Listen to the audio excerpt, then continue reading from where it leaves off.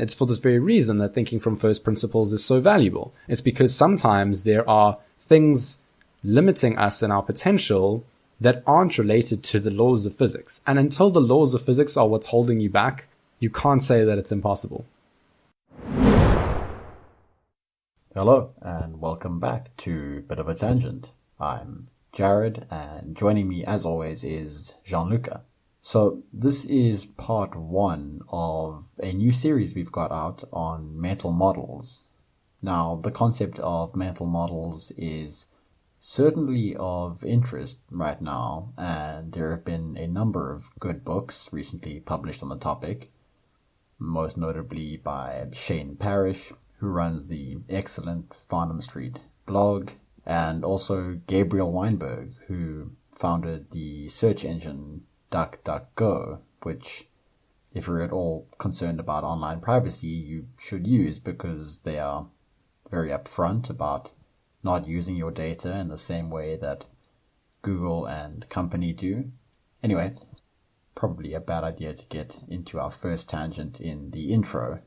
But today, Gianluca and I wanted to actually get into some examples of mental models, and we wanted to let each other form associations between them as we went. This really was a learning exercise as much as it was a podcast, and I came away knowing more than when I started, which is always a good feeling.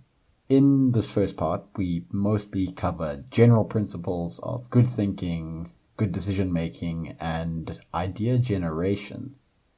I hope you find it valuable. Quick thank you to everyone who has supported this podcast by sharing it with a friend, and a special thank you, genuinely, to everyone who has reached out to us just to tell us that you enjoy it or that you've gained something from it. This is extremely gratifying to both of us, and it really keeps us going. Anyway, without further ado, here's the episode of Bit of a Tangent.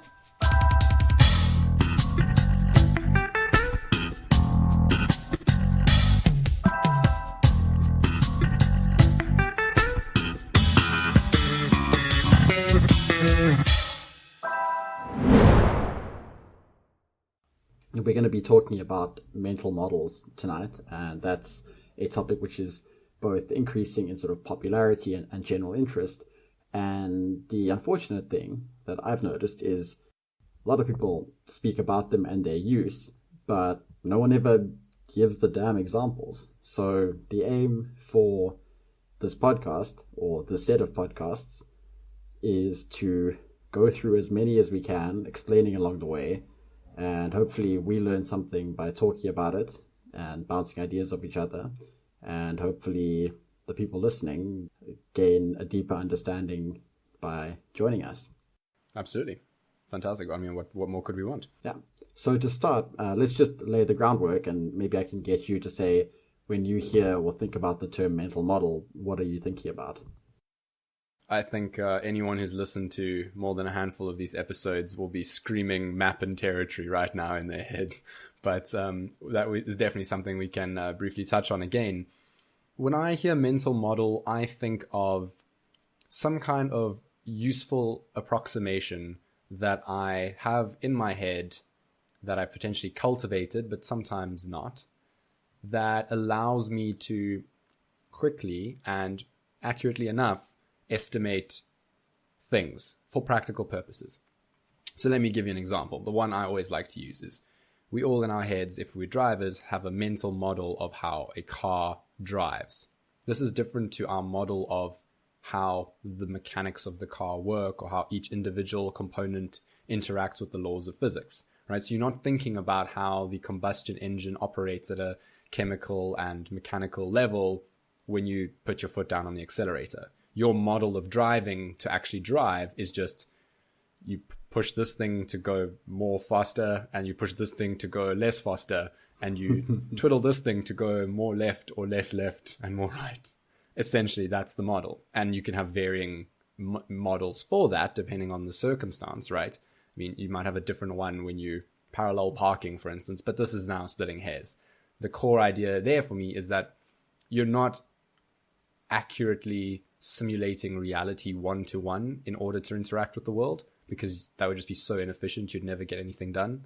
And so what you're doing is just approximating it at some level that's useful to you in order to achieve what you're trying to do. And you've almost deliberately cultivated that for that purpose. But with maybe deliberate is the wrong word, in that a lot of the time we're just doing it by instinct without consciously thinking about it, because it's something we seem to have learned to be quite good at over our evolutionary and personal histories. Yeah, that's a great way to think about it. Whilst you were speaking there, I was thinking about how I would answer this question myself. And there's a really good analogy to machine learning in some sense, I think, that I haven't explored before. So let's just go with it, and then we'll dive right into the actual models themselves. But if you think about what we're doing when we do some sort of machine learning, often is some sort of dimensionality reduction, right? You've got points in a high dimensional space, right? And to make that more concrete, this could literally just be like the list of attributes, right? And that could be like, there could be 10 different attributes there, which would make that a 10-dimensional space, for example. This just be size, color, length, width, the density, etc., etc. Absolutely.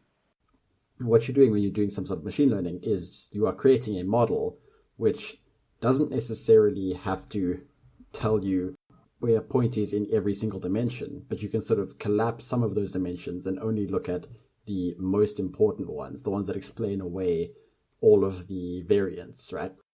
Exactly. In some sense, what we're doing with a mental model and the link to map and territory, which you already alluded to, is that reality is, well, as complex as reality is. It's the most complex thing. And because, as has been pointed out, if you want a perfect map of Africa, well, the most perfect one is just Africa itself. So as soon as you want to create a map of reality, you have to lose some detail, right? Because you can't fold up Africa and put it in your pocket, but you can fold up a map of Africa. So absolutely, there's that analogy there where we're trying to collapse down into a sort of lower dimensional, more sparse representation that encodes the relevant features, the relevant, most important concepts and ideas. And when you're using mental models, what you're doing is you're saying, let's take all of reality's complexity and find the most useful ways of viewing it. Absolutely. So, I mean, other mental models that people might be familiar with, a great one that comes up quite often is like demand and supply curves from basic economics. And this is a nice distilled version, right? And as we know, this doesn't really get seen exactly in this way in the real world. So much so that it was only quite recently that a data set existed that perfectly actually showed demand and supply curves, which was when Uber introduced surge pricing and then made that data set available to economists. So it's a simplification of reality and all the factors involved that helps you think about things and make useful decisions quickly without having to take every factor into account, because for the most part, it models the things you care about. So I think another point to just clarify here is that we'll use the terms map and model interchangeably, I have no doubt, throughout the course of this episode. Yeah. But the map and the model, really the same thing. They are a useful, smaller approximation that you can, in quotes, carry in your pocket. And the territory or the subject or the world or the universe is the thing you are modeling, which has all the complexity and which you interact with, but you do it with good approximations. One more thing before we jump in here is where we've got one of these ideas, and many of these ideas are, almost all of them, I would say, are not our own, but we're going to try and add our own interpretation here. So We'll try and add in acknowledgements as we go. If anyone gets missed or left out, that's totally our fault, and we're sorry, and we will genuinely do our best to either link something in the show notes or explain as we go. Anyway, that being said, I think that we would be remiss not to start with one of the most broad mental models that there is, and it's more a technique or a practice, and that is the Feynman technique. So tell me what you think about that and how and if you use it. Right. So, I mean, obviously it's a attribution to Richard Feynman, who popularized it. And at least in the context that I use it, the Feynman technique is a way of making sure that you understand something, usually something complicated and technical, like something Feynman would have taught in physics or quantum mechanics, through the use of this willful attempt to oversimplify the topic. So a nice way of thinking about it, at least my distillation of it, I don't know that this is exactly how Feynman himself would have put it, but if you can't explain this thing to a 6-year-old version of yourself, then you can't really claim to understand it yourself, right? If you are hiding behind terminology and vocabulary, and if your mental chunks are so ill-defined that you are hand-waving a lot away, you probably don't understand it. And when you can explain it as though you were explaining it to your 6-year-old self, in so doing, to get to that point, you almost invariably have to go through understanding the topic. And so it's a good approximation of how to understand something. And it also forces you not to really use or rely on jargon. You can't hide behind fancy big words. You really do have to have a nuts and bolts understanding. Exactly. And episode 13, I believe it was, How to Learn Anything, we referenced this, and I think the example we used then was probably, I think, entropy. And we said, you can use the term entropy, and that can be very vague, and we might not know what we mean by that. So if we start talking about things decaying or getting more complex or disordered over time, then you start getting into, okay, we understand what this means. And a nice little trick to make sure that you're not using vocabulary in a harmful way to obscure your misunderstanding is to just hot swap it with a made up word. So fluggity flu instead of entropy. And when you start saying the fluggity flu of the system increases, you start realizing that, like, if you don't know what entropy is, if suddenly fluggity flu increases in the system doesn't help make any sense, then you don't understand what entropy is, and you are using it as a crutch. So that's a little hack that it relates highly to that technique. Okay, so next one is definitely attributable to Peter Diamandis, I think, and it relates actually to a great post on a similar topic by a less wrong poster named The Zvi, which he called More Darker, and what Peter Diamandis calls it is Go 10x, right? And both ideas essentially say that as humans, we sometimes limit ourselves by setting implicit limits or ceilings on what we could do. So just because of the fact that most undergraduate degrees are 4 years long, people have this implicit limit of how much can be learned in 4 years. And so what Diamandis will do is he says, why can't you achieve your 10-year goal in 6 months? So what you're just doing there is you're switching out and you're just asking yourself a question which you might not have even realized you were assuming, which is that 10-year goals have to take 10 years. Because what happens is 10 is a nice round number. And so when people say, what's your big goal in life? Well, they say, oh, it's this big thing. And then you go, well, I guess a perfect time scale for that is 10 years. And this just asks you to consider, could that not be done in a much shorter time frame? And the reason this relates to this post by the Zvi called More Darker is, and I believe that the title refers to like daka, daka, daka, daka, the sound that a machine gun would make. And the idea is that for some problems, what happens, and humans do this all the time, is you find some small thing that works, but let's say it costs a little bit. And we just genuinely sometimes have a blind spot to saying, if a little bit worked, a lot more might work even better. Sometimes, right. It's like the person who finds that a particular diet works a little bit well for them, and they're like, I feel a little bit better today, and then doesn't take the next obvious step of trying to do that diet every day and seeing if they feel a lot better, and we can just we have a blind spot around adding more in. Yeah. If you imagine that a thing has some kind of linear relationship, but as you zoom out, it looks more like a sigmoid curve, like an S curve, then what you really want to do is push something to the extreme and find out when the curve in the hockey stick shape really occurs, because then you know at how far you can push a thing and still get benefit out of it before things go awry.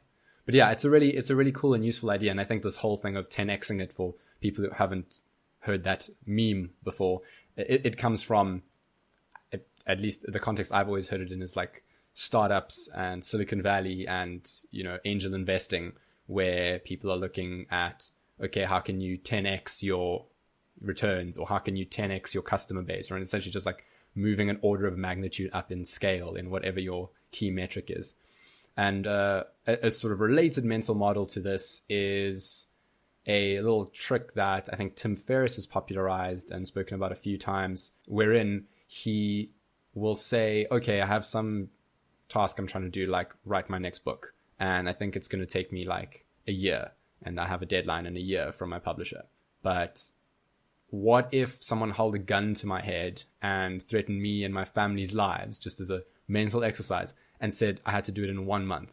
What would I do if that were the case? Right? Like, I don't have another option.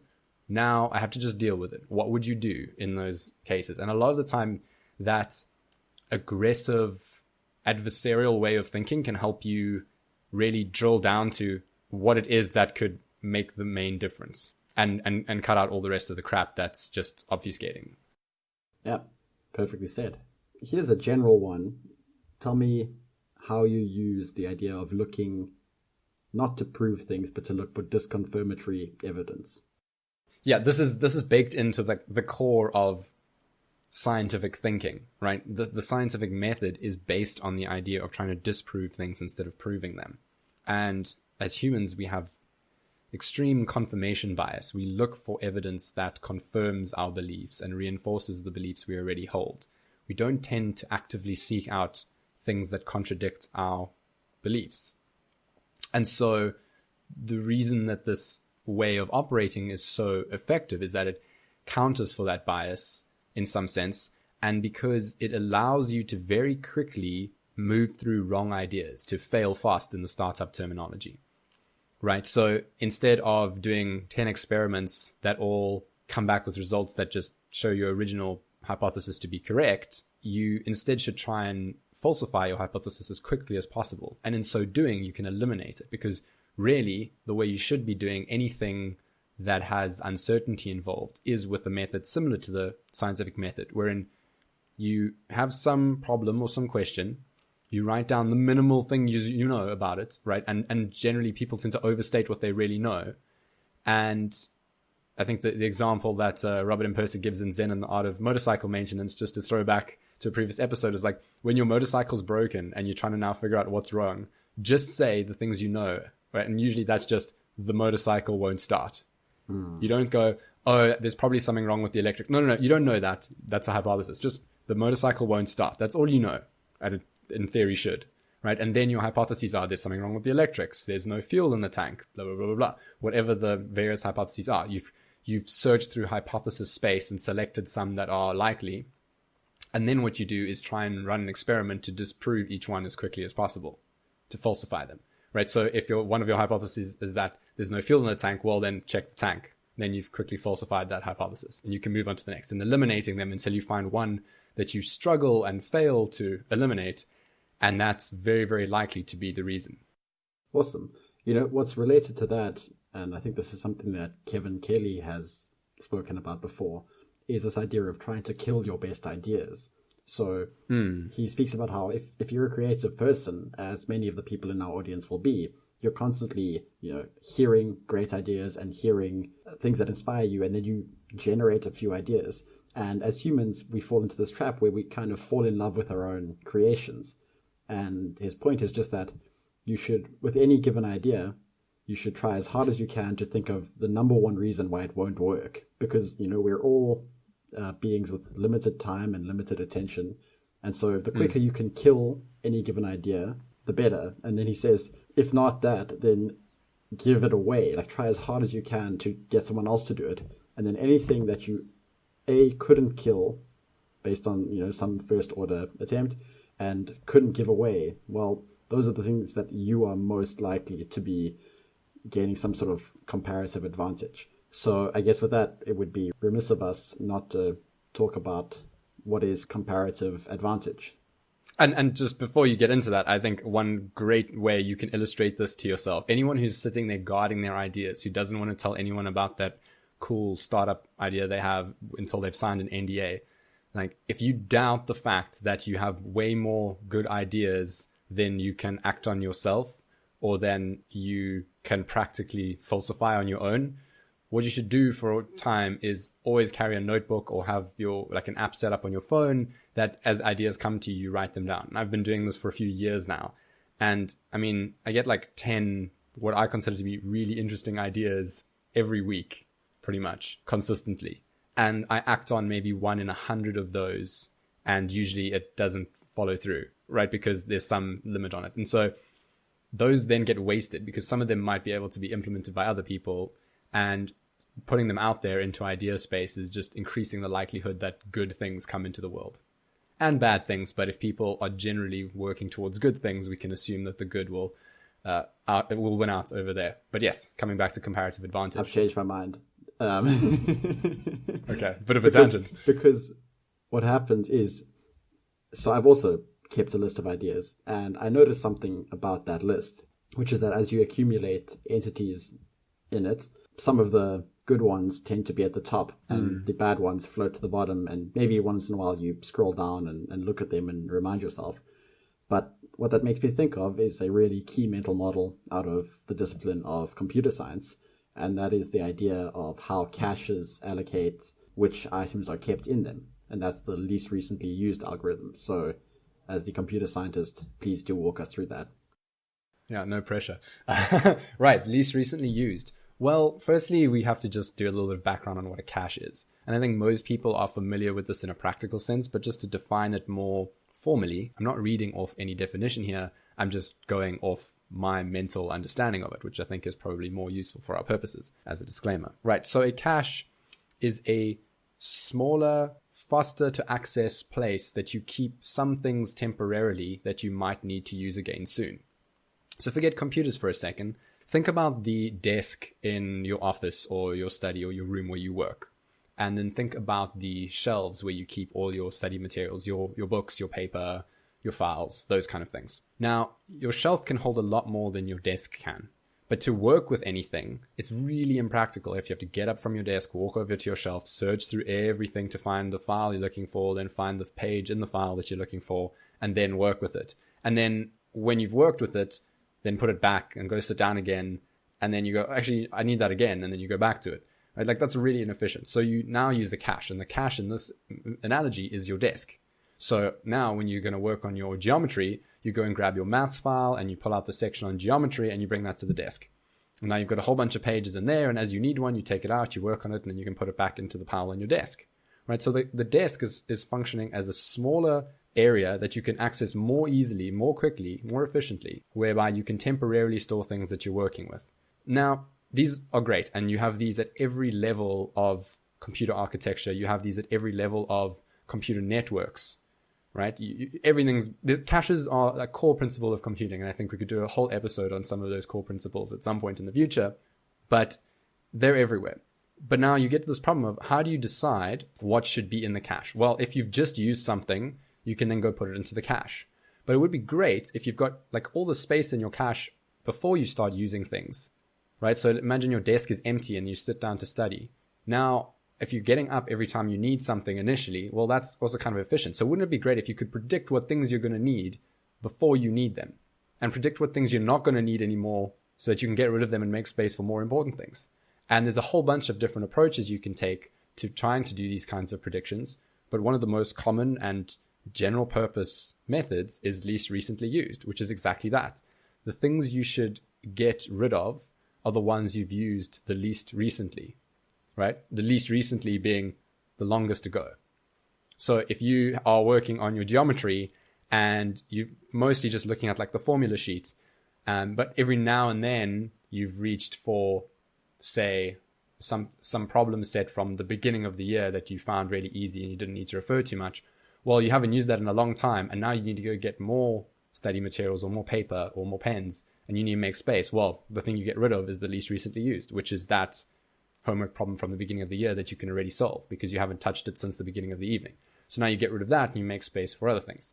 Now, this analogy can carry through as a technique to various other spaces and can be used all throughout life because it's so incredibly simple. So if you've got any ideas of how people can implement it in their daily life or some inspiration from your own life, because I found it incredibly useful. But have you got some examples you'd like to share? Oh, definitely. The simplest one, right, is a general mental model view. Whenever you are finding yourself doing some sort of sorting activity, right? Here's a common one. You download a bunch of things onto your laptop and now you want to put them into folders. Ask yourself the meta question is, the time it's going to take me to sort these into folders, well, could I just save that time by searching for it later? And an even simpler one would just be, if I click sort by date last modified, right? That's kind of implementing least recently used on the folders in, let's say, your downloads folder.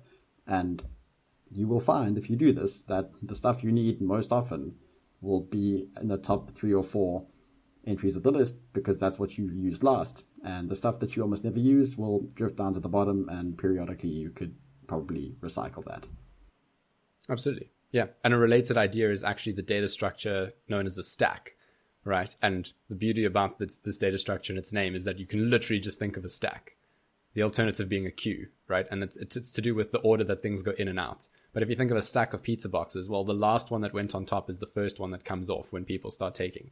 Whereas a queue, the last one that entered the queue is the last one out of the queue.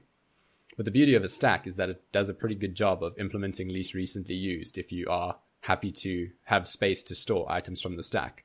So ironically, those people that seem to have a very disorganized desk that just has a massive stack of papers on it at all times are actually implementing a pretty efficient caching algorithm, because the things that they use often are always on the top of the stack. And those are the things that they're most likely to need to use next.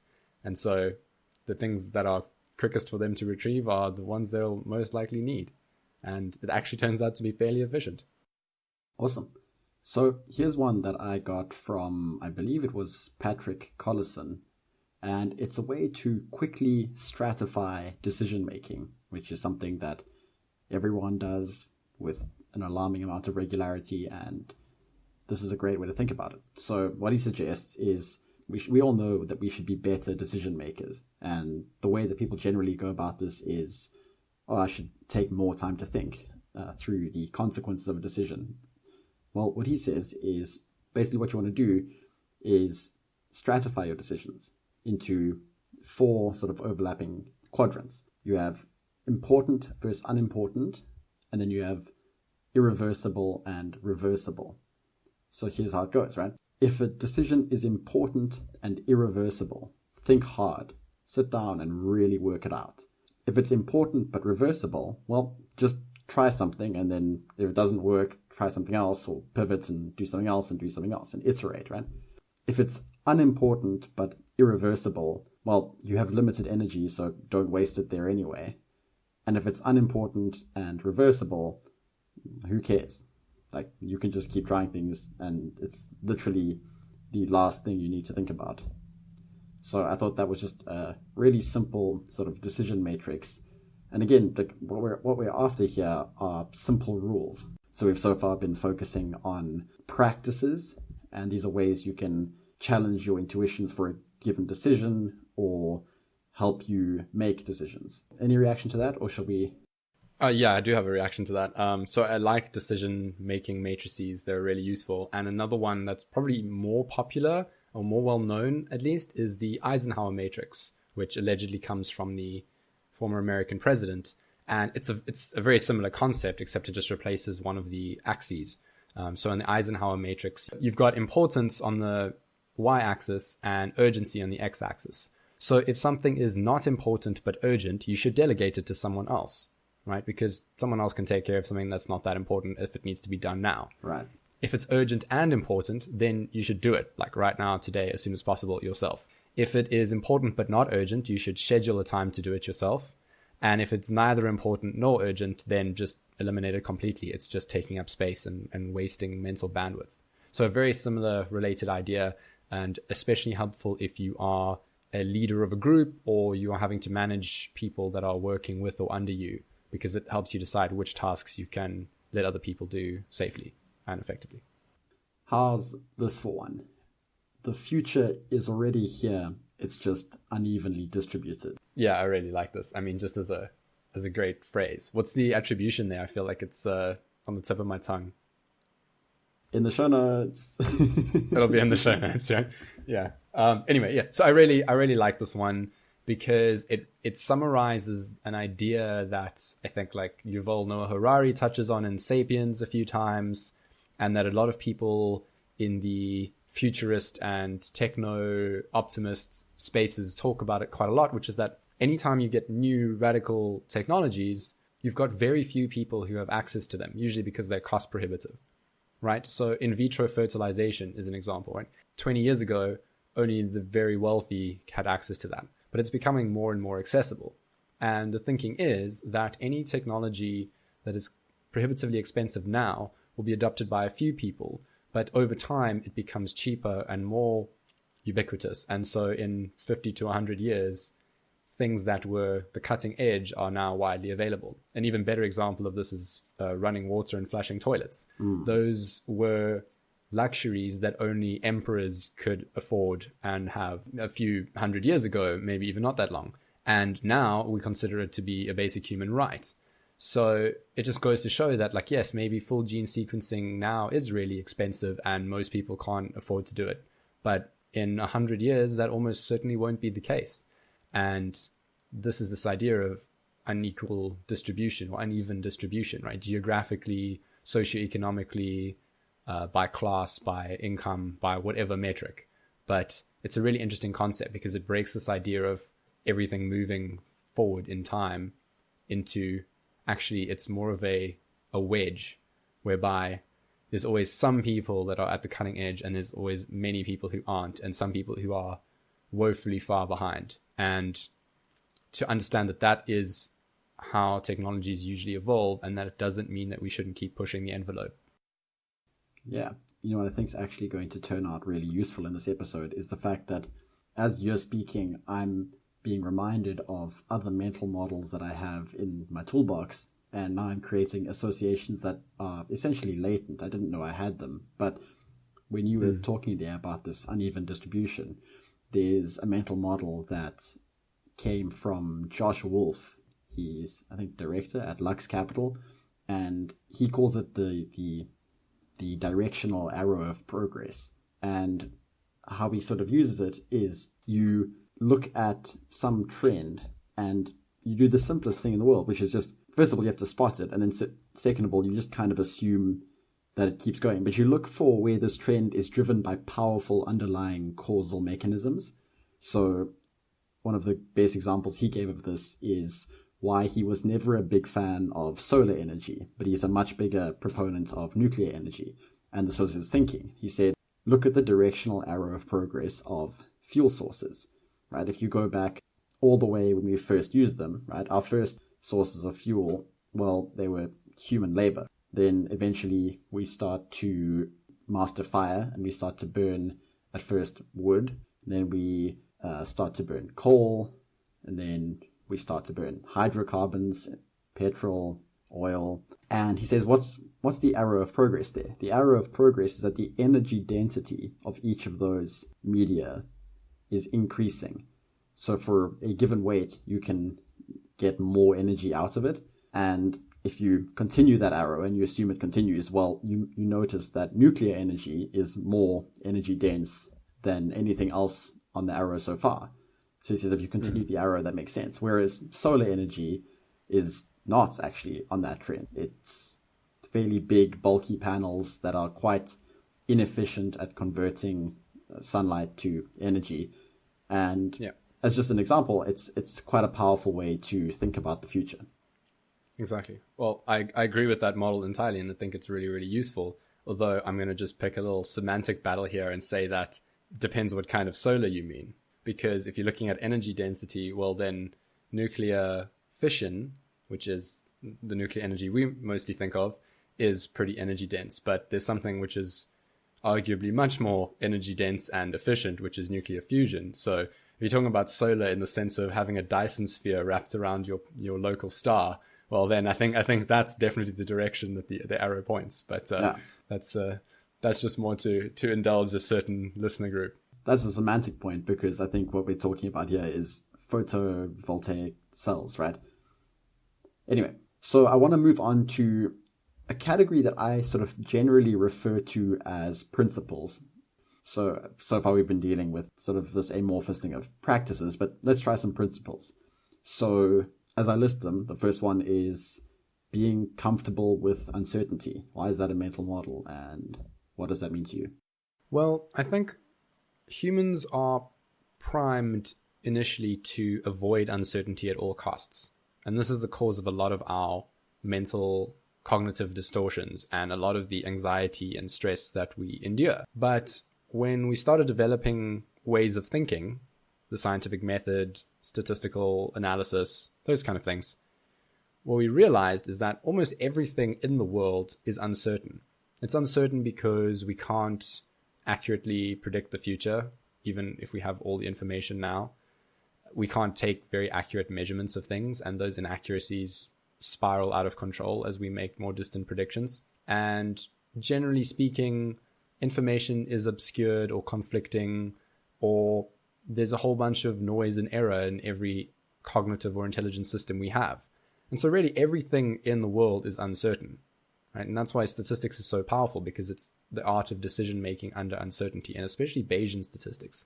And when you accept that and start becoming comfortable with uncertainty, what you allow yourself to do is have 2 or 3 or 4 or n conflicting ideas at the same time about something, and to entertain all of those and to give each one of them some kind of rating or score in how confident you are that they're actually the true underlying reason, cause, connection, whatever it might be. So for instance, when you hear a noise outside late at night, well, one idea that you have is maybe it's just the cat. Another idea that you have is maybe it's someone trying to break in. Another idea you have is that it was the wind that blew that pot plant of yours that's been really unstable over. Right now, a lot of people are quite familiar with this kind of reasoning under uncertainty. And there you would say, okay, well, depending on where you are in the world, depending on what pot plants you own, depending on if you own a cat, each one of those has a different likelihood of being true. And so you can have a probability distribution over those. Right now, and what you can then do is say, okay, well, that's either reasonable or unreasonable to act in certain ways, and you can start making decisions based on those weightings. You don't know which one is true, but you're betting based on the best information you have. And when you accept that most of life is uncertain, your ability to leverage that fact and to make good decisions is increased tremendously. Perfect. And what I would just say is that often our mental models give conflicting accounts of the world, and we have to be able to evaluate both and see which one is correct. Absolutely. All right. Next thing here is, next principle, make time to think. Yeah, I mean, this is crucial, right? I remember reading Freakonomics, I think, at the age of about 15 and really, really falling in love with it. And then when I was, I think, 17 or 18, the authors, Levitt and Dubner, they released How to Think Like a Freak, which was essentially them writing about how they came about coming up with these interesting hypotheses to investigate in an behaviorally economic sense. And one of the things that they advocated for was just making time to think. And ever since I heard that, I've been investing a significant amount of effort when it comes to scheduling and planning my life to actually just break out some time that is almost a regular event where I can just sit and think. And this is one of the hardest times to defend in the world because of all the modern distractions we have and because it's so easy to just let other things run into it, right?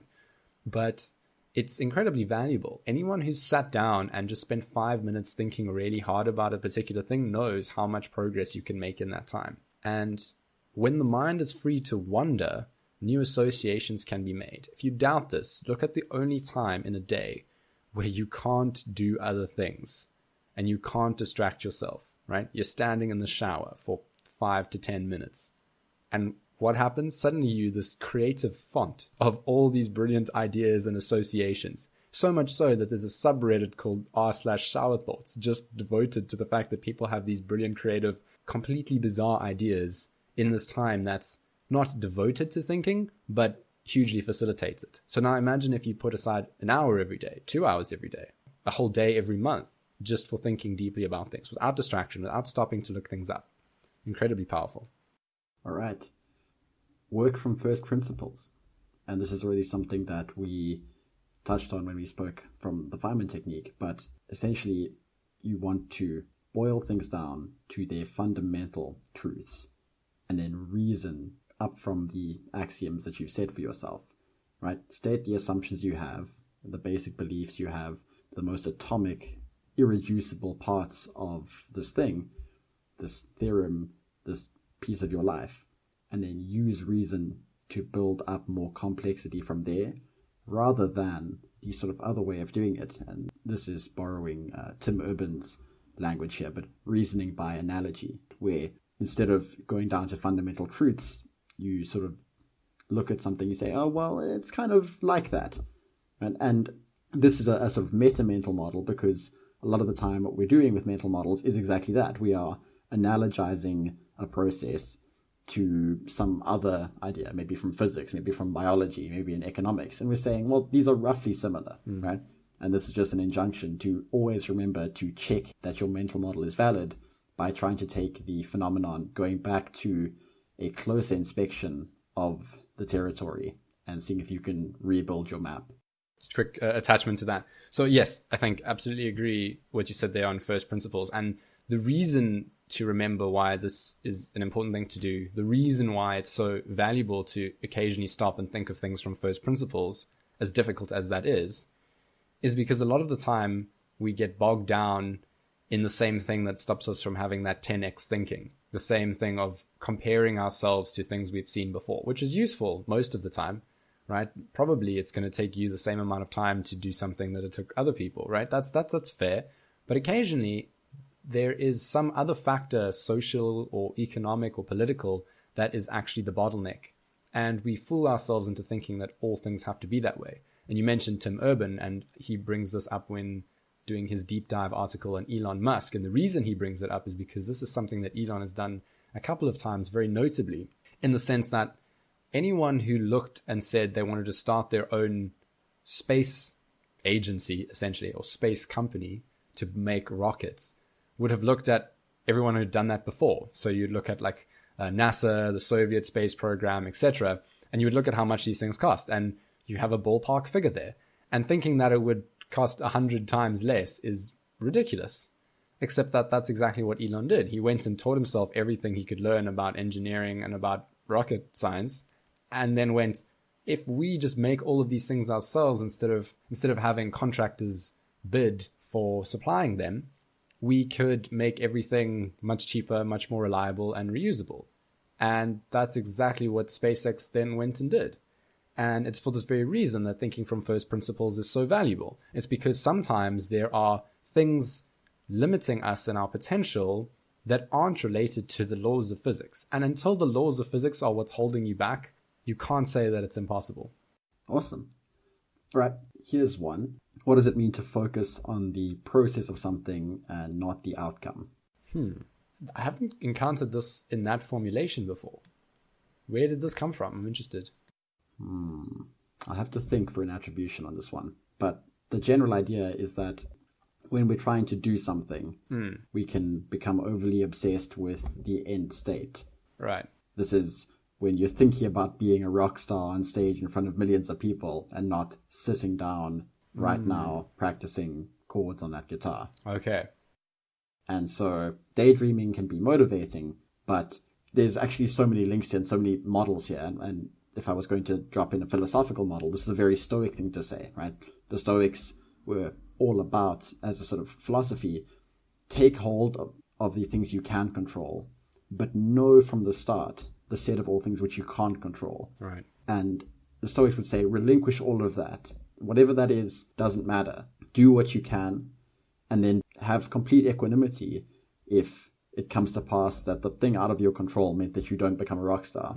They would say that the only course of virtue is controlling the set of things which are in your control. And they would also point out just how tiny that bucket is. So process, not outcome, is a really useful one. And it's quite related to another mental model, which is to be patient with results, but impatient with actions. And I think that's probably Gary Vaynerchuk. But again, the idea is be impatient to implement, to act. Implement your 10-year goals now, this weekend. But know that the results really might take 10 years, except that if you don't start now, well, 10 years becomes 11 and then 12. Yes, so I have two sort of related ideas on that note, now that you've given it that framing. The first, I think, was something that came from Cal Newport, potentially in either Deep Work or So Good They Can't Ignore You, one of his two most popular books. And he gives the example of this guy who's a really, really good musician. And, a lot of people are like, okay, cool, I want to be a rock star. And then what they envisage, what they want is that, playing to packed stadiums, the sex, drugs, the rock and roll, the fans, the being interviewed on live TV, the success, the fame. But in reality, the majority of the time is actually just time spent practicing and creating and working and improving your craft. And I think Newpoint sort of distills this point as you need to love the daily grind of whatever it is that you're doing, not the occasional glory, success time, right? And if you look at a lot of people who have been very successful, like people who, let's say, are the kind of scientists who win Nobel Prizes, they're obsessed with the day-to-day. They're obsessed with the mathematics of what they do. They're obsessed with the lab work. They're obsessed with the principles, the theory, the wanting to know. They weren't sitting there the whole time imagining their Nobel Prize acceptance speech and waiting for that. And because anyone who does that either won't get there or will be so wholly unsatisfied by it as to feel that the whole thing was worthless. Right. And so that's the one idea. And the other idea is just a much more practical one, which is a lot of the time we focus on, like, did we get an answer right? Right. So if you imagine that you're doing like some kind of quiz and there's two answers potentially, like multiple choice for anything you do, but the thing you're doing is solving differential equations. Well, if you just picked randomly, you'd get it right 50% of the time. So just stop thinking so much about like, did I get the right answer, as much as like, did I even like go on the correct path? Because if you're taking the incorrect path and then getting the right answer by chance or by some side channeled attack or whatever, where you've just figured out that it's alternating between A and B or whatever, you haven't learned the thing that you're trying to learn, right? So you can get the answer wrong every time as long as you know why and as long as you understand the process, because eventually over time, knowing the process will lead to the accuracy. Beautiful.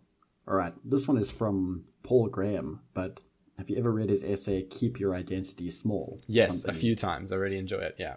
It's a great essay. Explain the central idea and why it's a mental model we should have. Oof. I think, like, yeah, in some sense you want to try and like avoid using set theory to explain this, but it's very tempting.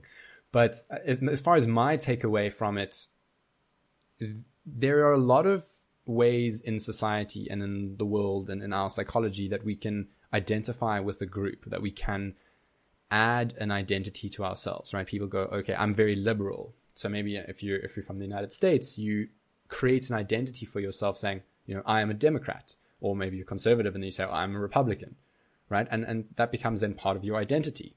So when some idea comes along that challenges that, well, that now challenges your identity. And now you're not evaluating the idea as much as you are defending yourself, a part of yourself, right? Now imagine if you're doing that with almost every aspect of your life. You're doing it for your job. Let's say you are a lawyer. You're like, okay, well, I'm a Democrat lawyer, right? And now you're adding it on and you're like, oh, I'm a homosexual Democrat lawyer. And you're just adding on like another one and another one. And anytime ideas come into your sphere of attention, well, now they're not just challenging other ideas you hold, they're challenging your identity a lot of the time. And the more you inflate this identity to say, I am all of these things, as opposed to just, I hold certain beliefs that I'm willing to change given the right evidence, the more you're making yourself vulnerable to, at the very least, clouded judgment, and at the worst, just defending against everything to a fault and to your own detriment and to the detriment of everyone around you. Right? Because everything becomes tribalistic if you've always got some addendum to your identity that puts you in an in-group, out-group position with whatever idea you're facing. Right? So look, when you think of yourself, just think of yourself. And you happen to hold some ideas now, and that might change, as opposed to thinking of yourself as, I'm an XYZ ABC 1 2 3, because you're just giving people more ammunition to upset you and to challenge you in ways that don't update your thinking, but just make you feel emotionally reactive. I mean, the one-liner for me is just not to increase the set of things that you're not allowed to question. Okay, so last one in the sort of principle section. And this comes from Joshua Bach.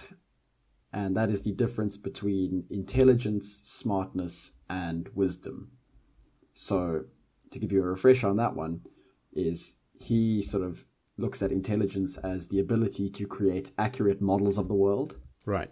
Smartness as the ability to execute some plan based on that model. Okay.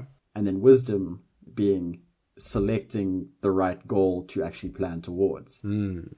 I like that. So I think often we speak as individuals and as a society about it generally increasing intelligence or being more wise, but if you separate it out into those three separate categories where you say, so I have plenty of intelligence here, I've got a good model, but having a good model for how to destroy the world is still an unwise thing to do.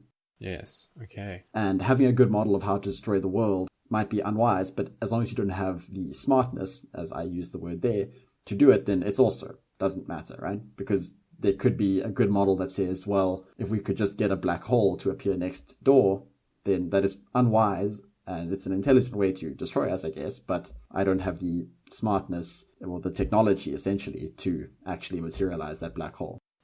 Yeah, well, two ideas there. Firstly is that the black hole next door is a really great burn for one of your roommates, but but that aside, it's there's a related model that I can't remember the source of this, or if it was something that I sort of amalgamated from other sources and combined myself, but I've had this model for a few years, which is the difference between data, information, and knowledge. And it's very similar, right? Data is your most low-level bits on the wire. It's the log files, it's the spreadsheet, whatever that might be, right? Just the raw data. And you know nothing from that. But it's there. There's something to be gleaned from it. And possessing it, it has some value. Information is then your summary statistics about that, your trends, your analyses, your models from that. And then knowledge is what you do with that. That's the mental models you create that guide you in life. It's the understanding of the results of the meta-analysis of all the experiments and what that means for what diet you should have, what exercise protocol you should follow, what substances you should avoid. Right? So that is a really nice hierarchy, I find, for being able to delineate between when you know things versus when you just have access to information or data. All right, so if you've been enjoying this so far, we have already recorded and will be releasing a few more episodes like this. I hope you enjoyed this and gained something from it. As always, check out the show notes for links to the stuff, books, podcasts that we discussed. Follow us on Twitter or Instagram, that's at podtangent, and consider sending this podcast to one of your friends. There really is more digital content out there than any one of us will ever be able to consume in a lifetime, and you really are doing someone a favor if you sincerely think they will benefit from or enjoy something and you share it with them. Otherwise, they are just as beholden to the next thing to float onto the top of their newsfeed as the rest of us are. And with that, we will see you here next time. Thank you.